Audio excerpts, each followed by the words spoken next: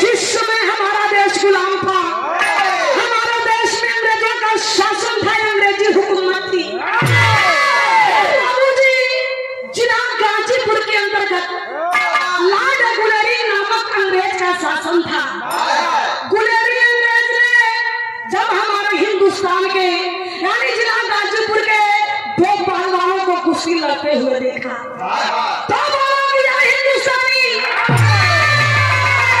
अरे ये आपस में कुश्ती क्यों लड़ते हो? अगर तुम्हारे अंदर दम है तो मैं बुला देता हूँ अपने लंदन से पहलवान, जरा कोई मेरे पहलवान से लड़ करके देख ले। देखे भैया कहत देरी ना की बुलावत देरी है।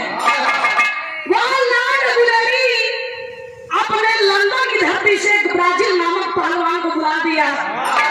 अहम बोला